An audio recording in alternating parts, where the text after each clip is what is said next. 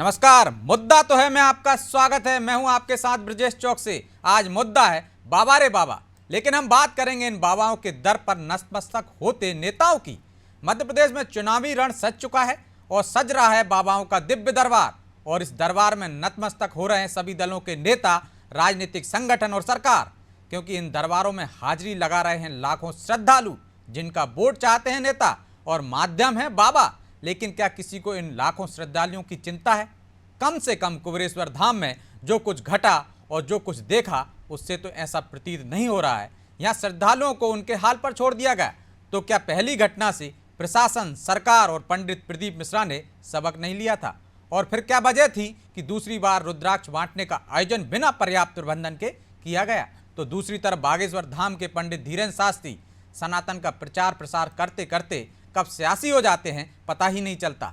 लेकिन इन बाबाओं के बोल पर किसी नेता या दल के बोल नहीं फूटते।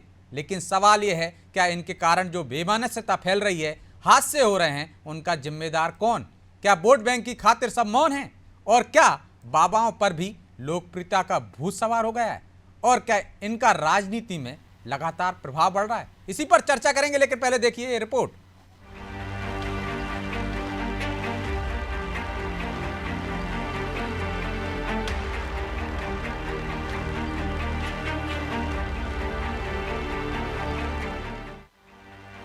मध्य प्रदेश में बाबाओं का बोलबाला है। बाबाओं के मन में जो आ रहा है वो कर रहे हैं, उन्हें कोई रोकने वाला नहीं है। एक तरफ बागेश्वर धाम के अधिपति धीरेन्द्र शास्त्री हिंदुत्व की अलग जगा रहे हैं और भारत को हिंदू राष्ट्र बनाने का अभियान चला रहे हैं, तो दूसरी तरफ पंडित प्रदीप मिश्रा बिना कोई पुख्ता अरेंजमेंट के लाखों की तादाद में श्रद्धालुओं को रुद्राक्ष के लिए बुला रहे हैं। हिंदू राष्ट्र के नाम पर देश का माहौल खराब हो या फिर भीड़ में दब कुचल के कई लोग मर जाए, इससे सरकार को कोई फर्क नहीं पड़ता। बल्कि इन धार्मिक हस्तियों की लोकप्रियता को देखकर राजनीतिक दल भी इनके दरबार में मत्था टेक रहे हैं। सीएम शिवराज और पूर्व सीएम कमलनाथ बागेश्वर धाम जा चुके हैं। पंडित प्रदीप मिश्रा के यहाँ भी बड़ी बड़ी राजनीतिक हस्तियों ने मत्था टेका है। जनता की किसी को परवाह नहीं है। बाबाओं की टीआरपी के आगे सभी राजनीतिक दल नतमस्तक है। चुनावी राजनीति के कारण बाबाओं को खुली छूट मिली हुई है। बाबाओं के दरबार में नेताओं की हाजिरी का क्या मकसद है? आइए जानते हैं इस प्रश्न के उत्तर में भाजपा का क्या कहना है। देखिए, भाजपा का धर्म से नाता है। धर्म हमारे लिए आस्था का विषय, राजनीति का विषय नहीं है। हमारे जितने भी नेता यदि बात करें तो वो तमाम जितने भी धार्मिक उत्सव और त्यौहार या पर्व होते हैं उसको मनाते हैं। होली की बात करें, दिवाली की बात करें, गणेश उत्सव की बात करें, नवरात्रि की बात करें या किसी भी धाम जाने की बात करें, हमारा धर्म में विश्वास है, हमारी आस्था है।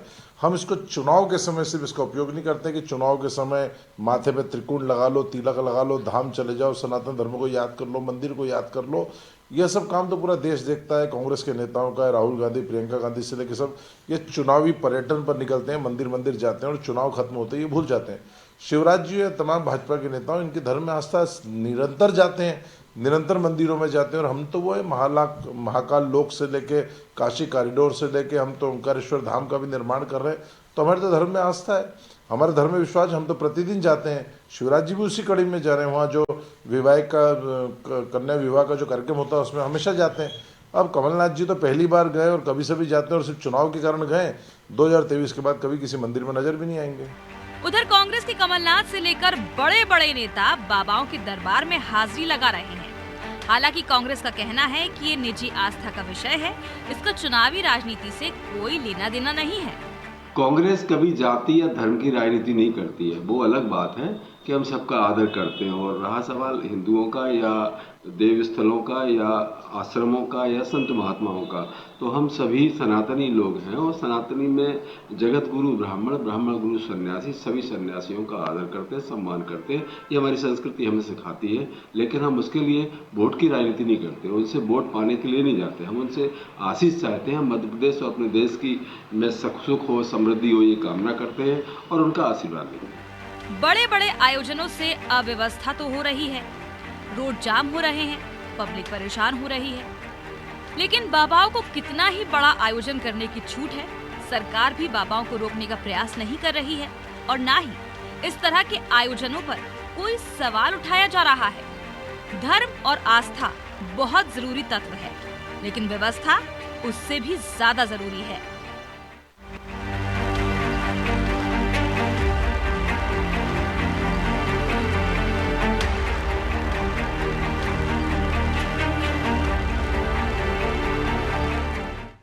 तो इस मुद्दे पर चर्चा के लिए हमारे साथ जुड़ गए हैं अशोक शुक्ला, वरिष्ठ पत्रकार हैं, प्रताप भानु शर्मा, कांग्रेस नेता हैं, और प्रदीप भटनागर, बीजेपी प्रवक्ता। नमस्कार। तीनों मेहमानों का बहुत बहुत स्वागत है। प्रदीप जी, शुरुआत आपसे ही करेंगे। भक्ति काल चल रहा है मध्य प्रदेश में, बाबाओं के दरवाजे पर नेता भी दस्तक दे रहे हैं और श्रद्धालु भी दे रहे हैं। अच्छी बात है, इसका हम विरोध नहीं करते, लेकिन जो अव्यवस्था हो रही है, जो लोगों को वहाँ कष्ट उठाना पड़ रहा है और जिस तरह मौतें हुई हैं, उसकी जिम्मेदारी भी तो किसी को लेना चाहिए। या तो आयोजकों को लें, या प्रशासन को लें, या फिर सरकार ले। कार्रवाई किसी पर नहीं, क्योंकि वोट चाहिए। आदरणीय ब्रजेश जी, थोड़ा सा आपने वोट की बात करी तो मैं उसे अभी नहीं जाऊंगा। मैं थोड़ा सा आपने आयोजक की बात, आयोजन कार्यक्रम की बात करी। कहीं भी प्रदेश में, किसी भी प्रदेश में या देश में आयोजन होता है तो उसकी परमिशन होती है जी। बड़े आयोजन की। क्यों? क्योंकि उसमें सुरक्षा चाहिए होती है, चिकित्सा व्यवस्था चाहिए होती है, उसमें प्रशासन का सहयोग के बिना नहीं हो पाता। ये कहना गलत है कि अगर इतना बड़ा कार्यक्रम अगर वहां रखा है बागेश्वर धाम में, उसकी परमिशन नहीं है या उसमें नेता जा रहे हैं। उसमें ये नहीं, नेता भी इंसान ही है और वो भी किसी ने अनुयायियों को पूछता है, और वो सब नाते अगर वहां जा रहा है, ठीक है। उसे अगर मीडिया के माध्यम से लोगों को दिख रहा है कि फलाना नेता, ढिमकाना नेता जा रहा है, तो जनता को पता लग रहा है। अगर नेता दिखाई नहीं देगा कैमरे में तो कोई पहचान ही नहीं पाएगा कौन गया और कौन पैर छू के आ ये तो गया। आपकी पार्टी सवाल उठाती है ना कि वो क्यों जा रहे हैं। वो तो धार्मिक पर्यटन पे जाते हैं, कभी कभी जाते हैं, और 2024 के बाद घर बैठ जाएंगे। जाएं, किसी को कोई आपत्ति थोड़ी नहीं है। नहीं, वो सरकारें अब चली गई जो घर में 2000 चुनाव के बाद घर बैठ जाती थी, वो नेताओं के और मंत्रियों के, विधायकों के जमाने चले गए। अगर भाजपा की राजनीति करनी है, भाजपा का सांसद विधायक बनना है और बनने के बाद उन्हें बनना है, तो आपको अपना आपका वार्षिक जो कार्यक्रम कार्य रहा उसका आपको कार्ड प्रस्तुत करना पड़ेगा। बिल्कुल, वो समस्या खत्म हो गई। पहली चीज, आपने कुछ वाक्य बोला था कि लाखों लाख लोग आ रहे हैं, उन्हें बुलाया जा रहा है। सब बुद्धिजीवी हैं, अच्छे परिवार से हैं जो जा रहे हैं, किसी को बुलाया जब अपनी श्रद्धा से जा रहे हैं। मगर भारतीय मीडिया ने आज धीरेन्द्र शास्त्री, अभी हम लाइव चल रहे हैं, 5:30-6 बजे तक फ्री होंगे, बात देश करेंगे। दुनिया के लोग भी उन्हें देख रहे हैं और उनके पास पहुंच रहे हैं।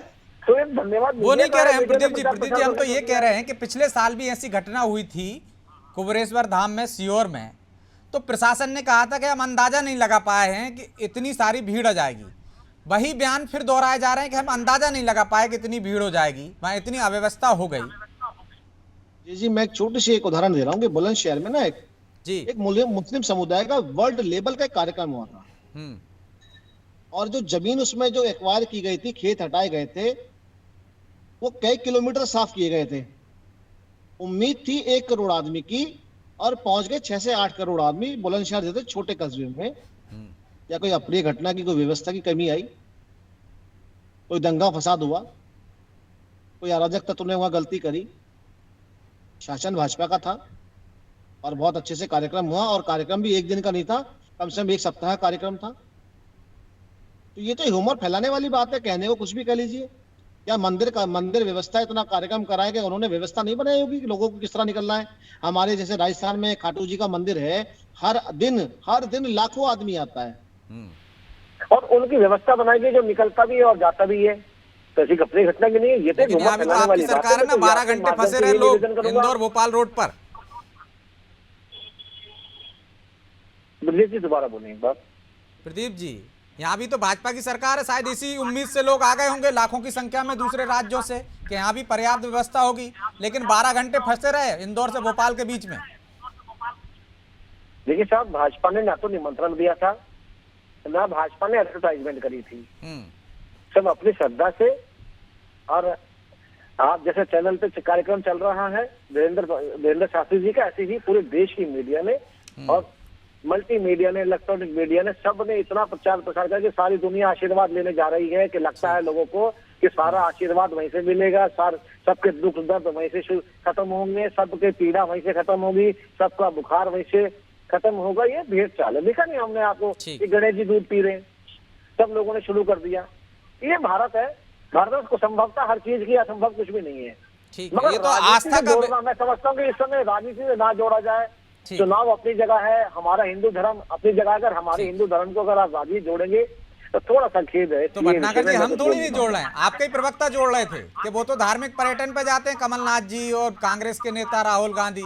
हम तो 12 महीने जाते हैं, 365 दिन जाते हैं, तो आप जोड़ रहे हैं ना। हाँ बिल्कुल, आपने सही कहा। आदरणीय कमलनाथ जी को ये भी देखना चाहिए कि उनके के मंत्रियों ने कितना उल्टा सीधा बोला था जी, और तथ्य मांगे थे, और कमलनाथ जी पीछे नहीं हटे थे। पूरी कांग्रेस की टीम एक साइड थी और वो एक साइड थे, और बड़े मंत्री भी रहे वो मध्य प्रदेश के। और देखिए 2-3 दिन मंत्रियों ने स्टेटमेंट दी थी बागेश्वर धाम के लिए भी और धीरेन्द्र शास्त्री के लिए भी, और वो सारे खुश हो गए और बिल्कुल उनके समझो कि नारे ढीले हो गए और उनको दोबारा जवाब नहीं देना। ठीक है, तो धार्मिक पर्यटन पे इसलिए जा रहे हैं, शर्मा जी से जवाब ले लेते हैं क्योंकि वोट चाहिए, इसलिए बाबाओं के खिलाफ तो विपक्ष भी नहीं बोल रहा, चाहे भले ही अव्यवस्था हो, चाहे सरकार के खिलाफत बोलना पड़े। तो क्योंकि बाबा बीच में है, संत कथावाचक बीच में है, लाखों श्रद्धालु हैं, उनके प्रवचन सुनने आते हैं, कथा सुनने आते हैं। कहीं कोई बोल ऐसे निकल जाए कांग्रेस से तो कहीं वो श्रद्धालु वोट ना दें आपको, इस वजह से आप भी मौन हैं, इसलिए धार्मिक पर्यटन कर रहे हैं बस। शर्मा जी, जी शर्मा जी। ब्रजेश जी पूछिए, क्या पूछ रहे हैं?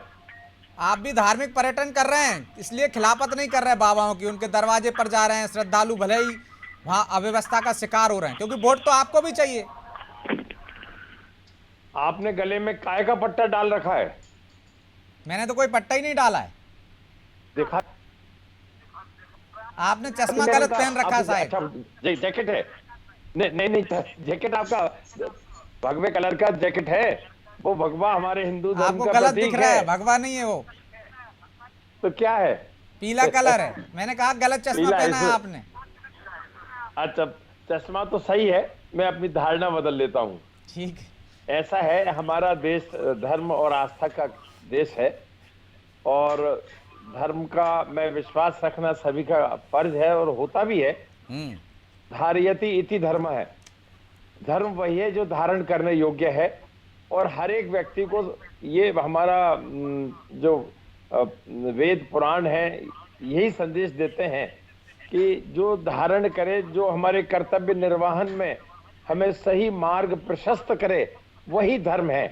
और यही बात हमें अपने संतों से, हमारे बाबाओं से, हमारे कथावाचकों से जब आयोजन होते हैं उसमें जानने समझने को मिलती है। इसी विश्वास में लोग जाते हैं, इसीलिए कथा का आयोजन होता है। और किसी को इतना समय नहीं होता कि इन धार्मिक ग्रंथों का पूरा अध्ययन करके उनकी भाव को या भावार्थ को समझें। इन कथाओं में वो प्रवचन और उनके अध्ययन से निकली हुई उसका वास्तु स्थिति जीवन पर क्या प्रभाव है, ये समझने को मिलता है। और धर्म की आड़ में अंधविश्वास हो जाए, धर्म की आड़ में व्यवसाय होने लगे, तो वो चीज ठीक नहीं रहती है। और जो भी प्रवचन हो, कथा हो या इस तरह के धार्मिक आयोजन हो, जिला प्रशासन का ये दायित्व तो बनता है, जैसा भटनागर जी ने कहा कि अनुमति लेकर ही ये आयोजन होते हैं। उस अनुमति में वो उनका एस्टिमेटेड कितनी पब्लिक आएगी, ये उनका पंडाल का स्वरूप क्या होगा, उसकी व्यवस्थाएं क्या होंगी, ये जिला प्रशासन का, स्थानीय प्रशासन का दायित्व होता है। कुबेरेश्वर में जो हुआ वो टोटल फेल्योर है व्यवस्था का। या तो आयोजकों ने बताया नहीं कि ऐसा होगा, और जिस तरह से गंडक नदी के किनारे से वो लाकर दिए जाएंगे रुद्राक्ष, अरे रुद्राक्ष तो जहां भी है वो अपने आप में भगवान शंकर के प्रतीक है। उसमें गंडक में हो, नेपाल में हो, हिमालय की तराई में हो, गंगा नदी के किनारे हो, यमुना के किनारे हो, ऐसा कुछ है ही नहीं। रुद्राक्ष तो आप जाइए उत्तराखंड में, आप जाइए हिमाचल में, आपको जैसे जैसे पर्वत में ऊपर जाएंगे रुद्राक्ष आपको ऐसे ही मिल जाएंगे पड़े हुए जी। तो जरा थोड़ा हमें सोच समझ के इन आयोजनों पे और इसके पब्लिसिटी पर ध्यान देने की आवश्यकता है, क्योंकि जिस तरह से उन्होंने 2-3 लाख का एस्टिमेट किया था, 10 लाख लोग आ गए, 2 दिन में 20 लाख लोग आ गए, तो ये आयोजन का फेल्योर तो है ही। साथ ही प्रशासन या तो उसे अंदाज लगा लेना चाहिए था तत्काल। आजकल इतने संचार के साधन हो गए हैं कि आप सीहोर वाले देवास से बात कर सकते हैं, उज्जैन से बात कर सकते हैं, पड़ोस के जिलों से बात कर सकते हैं। जिन रेलों से लोग आ रहे हैं उन स्टेशनों को पहले इस तरह से उनके मूवमेंट को मैनेज किया जा सकता है कि सब एक साथ ना पहुंचे। तो कहीं ना कहीं हमें इससे सबक लेने की जरूरत है। तो भटनागर जी, सबक लेने की जरूरत तो थी, पिछली घटना से सबक ले लेते तो शायद दूसरी घटना ना होती। प्रशासन का फेल्यूर तो है ही, और इस आधार पर आप जिम्मेदारी से नहीं बच सकती है सरकार या प्रशासन कि अनुमति लेके कार्यक्रम हो रहा था। भटनागर नहीं, हम इन चीजों से कहाँ बचना चाहते हैं, और हम हर चीज जवाब देने के लिए बैठे हैं आपके माध्यम से, आपके चैनल पे आए हैं। फेलियर की बात तो तब होगी जब उससे फेल होने देंगे। आवाज नहीं आ रही। भटनागर जी की आवाज बढ़ाइए। जी मेरी आवाज आ रही है? जी बोलिए भटनागर जी। आप देखिए, अगर सरकार की फेलियर की बात करेंगे तो ये तो देखते नहीं होगा। देखिए आप जैसे भाई साहब कह रहे हैं, बहुत सीनियर है, बहुत बुजुर्ग है। कभी भाजपा या कांग्रेस रैली करती है, एक आइडिया रखती है केवल कि मेरे इतने लोग सुनने आ सकते हैं। जब उस संख्या को 5 गुना या 6 गुना हो जाते तब उसका आंकड़ा कौन बताता है? राजनीतिक लोग तो कहते हैं भाई 5 लाख लोग आए थे, 10 लाख लोग आए थे राहुल जी को सुनने, आदरणीय मोदी जी को सुनने। ये सब चीजें देखिए चलती है। आप आंकड़ा लगा सकते हैं, आकलन कर सकते हैं, और विश्वसनीय आप वो नहीं दे सकते कि इतने लोग आएंगे। आप नहीं रोकने की बात, आप किसको रोक लेंगे? आप ये तो कह सकते हैं भाई कम से कम निकले। तो शर्मा जी कह रहे हैं ना, आज की तारीख में तकनीक इतनी बेहतर हो गई है कि सीहोर में कितने लोग आ गए, कितने बन पाएंगे, कितने नहीं बन पाएंगे, देवास वाले को पता चल सकता है, वहां रोक सकते हो आप। ब्रजेश जी, रोकने की बात तो ये है, लोग पैदल पर पैदल आ रहे हैं, 10-10 किलोमीटर चल के लोग पैदल आ रहे हैं, और प्रशासन खुद इन चीजों को देख रहा है कि कई जिले की पुलिस तक वहाँ काम कर रही है। लोग पैदल चल रहे हैं, अपने बच्चों को लेकर कंधे पर लेके चल रहे हैं। क्या आस्था है? लोग टेंट में वहीं सो रहे हैं अपना कपड़े कंबल लेके। ये क्या आस्था ही तो है? किसी को कोई निमंत्रण देके बुलाया, साफ स्पष्ट कह रहे हैं देवेंद्र शास्त्री जी कि मैंने किसी को नहीं बुलाया, सब स्वयं आते हैं। तो रुद्राक्ष बांटने की अनुमति क्यों दी? ये भी शर्मा जी ने सवाल उठाया। जब पिछली बार घटना हो गई थी उसी वजह से, ना रुद्राक्ष बांटने की अनुमति मिलती, ना हादसा होते। देखिए, हर वर्ष आज शिवरात्रि को हमारे भारतवर्ष में हर गली में, हर मंदिर में, हर रोड पे कहीं विशाल जागरण होते हैं, कहीं मंदिरों में छोटे कार्यक्रम होते हैं, कहीं कीर्तन होते हैं, कहीं स्थापना होती है, सब चीजें होती हैं। और शिवरात्रि उत्सव का अगर कार्यक्रम चल रहा है हिंदुओं का, तो मैं समझता हूँ इस पे कोई चीजें पे, लेकिन हादसे नहीं होते ना भटनागर जी। ठीक है, मैं लौटूंगा आपके पास। मुझे तो ऐसा लगता है ब्रजेश जी, क्या हिंदू एकत्रीकरण हो रहा है? और क्या अच्छी बात है, उसका कोई विरोध नहीं कर रहा है, कांग्रेस भी विरोध नहीं कर रही है, हम भी विरोध नहीं कर रहे हैं ना सर। भटनागर जी, हम तो व्यवस्था पे सवाल उठा रहे हैं कि व्यवस्था करो, 10 लाख क्या 20 लाख इकट्ठे हो जाएं, कोई दिक्कत नहीं है ना। ठीक है, मैं लौटूंगा आपके पास। शुक्ला जी, क्या बाबाओं का राजनीति में प्रभाव बढ़ रहा है इसलिए कोई कुछ बोलना नहीं चाहता है? अव्यवस्था हो रही है तब भी, क्योंकि वोट चाहिए सबको। नहीं, बात तो बिल्कुल आपकी सही है, और ये इशू शायद आपने इसके पहले भी एक डिबेट में उठाया था, और मैंने तभी आपसे ये कहा था कि धर्म की राजनीतिक उपयुक्तता को अब दोनों राजनीतिक दल समझ रहे हैं, इसलिए वो बाबाओं के दरबार में भी जा रहे हैं। फिर एक सवाल ये उठता है कि साहब ये व्यवस्था यहाँ पर कैसी होनी चाहिए, कोई दुर्घटना ना हो, किसी तरह का हादसा ना हो। तो इस देश में सच कहें तो भीड़ तंत्र के हिस्से हैं हम, और लोकतंत्र के अनकहे किस्से हैं हम। जहाँ दिखी भीड़ वहीं ठहर जाते हैं और भीड़ का हिस्सा बन जाते हैं। तो हमारे देश में तो ये एक भीड़ चाल चल रही है। किसी ने खबर उड़ा दी कि साहब महुआ बाबा है, महुआ बाबा का चले जाइए, किसी ने कहा चिमटा बाबा है, वहां चले जाइए, अर्थराइटिस ठीक हो जाएगा। तो ये देश जो है, और अब तो शुक्ला जी बाबा भी सियासी हो गए। एक बाबा ने अभी बयान दे दिया कि जब तक जनगणना का वो ना हो जाए तब तक 5-5 बच्चे कीजिए। एक कह रहे हैं हिंदू राष्ट्र बना दीजिए। देखिए, बाबाओं की भी अपनी एक जो है, उनकी भी एक राजनीतिक महत्वाकांक्षा है, और कई बाबाओं की राजनीतिक महत्वाकांक्षा कांग्रेस ने भी पूरी की है और बीजेपी भी पूरी कर रही है, और आगे भी इनकी राजनीतिक महत्वाकांक्षा पूरी होगी। बाबा बैरागी अगर मुख्यमंत्री बन रहे हैं तो कल को प्रधानमंत्री भी बन सकते हैं। वो भी अपनी राजनीतिक संभावनाएं देख रहे हैं कि राजनीति उनके लिए भी बहुत सारे अवसर हैं। जितनी भीड़ जिसके साथ में होगी वो उसका उतना बड़ा राजनीतिक कद होगा। देश में यही तो कुछ हो रहा है। इसके अलावा मैं आपसे एक दूसरी चीज कह रहा हूँ, सभी नेताओं से मैं कह रहा हूँ कि अगर उनमें धार्मिक आस्था है तो मुझे सारे नेता ये बता दें कि कौन सा धर्म इनको जनता से झूठ बोलने की इजाजत देता है। चाहे वो भटनागर जी हों, आदरणीय हमारे प्रताप भानु शर्मा जी हों, किस धर्म में ये लिखा है कि जनता से झूठ बोलकर जो है सत्ता में आ जाएंगे?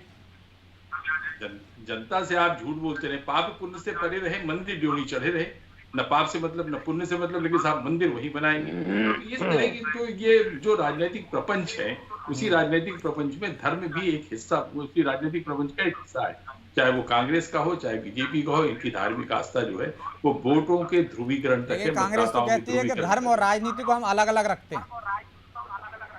नहीं ठीक है, अब वो रखते हैं तो वो उनका अपना विषय है, वो किस तरह से राजनीति करना चाहते हैं। बीजेपी तो पूरी तरह से धार्मिक रंग में रंगी हुई है, भगवा रंग में रंगी हुई है। और तो कहती नहीं है ना कि हम तो अलग अलग रखते हैं, वो तो कहते हैं हम तो 365 दिन मंदिर जाते हैं। नहीं बिल्कुल जाएंगे, मंदिर जाएंगे। देखिए मंदिर वही जा रहा है जिसकी इच्छा पूरी हो रही है। आप जाए मंदिर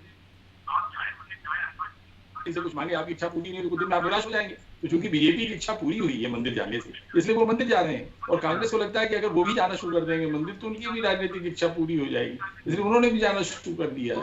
तो धर्म की राजनीतिक उपयुक्तता को दोनों समझ रहे हैं और इसीलिए जो है बाबाओं के दरबार में भी जा रहे हैं। ठीक है, तो शर्मा जी आप भी उपयोगिता समझ गए हैं धर्म की। पहले कहते थे कि धर्म और राजनीति को हम अलग अलग रखते हैं, लेकिन अब लगता है आपको कि धर्म राम राम जप कर ही सत्ता में वापस आ सकते हैं, इसलिए आप भी जाने लगे। जो सवाल बीजेपी उठाती थी भाई शुक्ला जी भी उठा रहे हैं।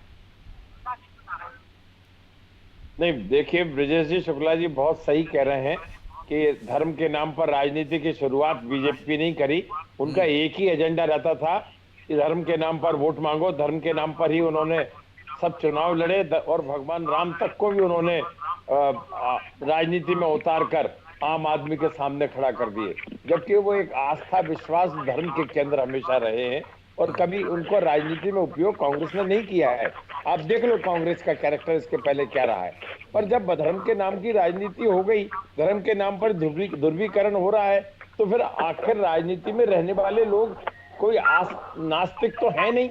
हम भी अपनी आस्था का प्रदर्शन कर रहे हैं, हमने पहले कब किया था। और यदि कोई अच्छे साधु संत हैं, प्रवचन सुनने का हमें सहयोग मिल रहा है तो हम जा रहे हैं, दिल से जा रहे हैं, दिखावा नहीं है उसमें, हृदय से जा रहे हैं, तो निश्चित रूप से उसका राजनीतिक फायदा मिलता है। जैसा शुक्ला जी ने कहा सबकी मनोकामना पूर्ण होती है, हम भी दरबार में जाते हैं कि हमारी मनोकामना भी पूर्ण हो।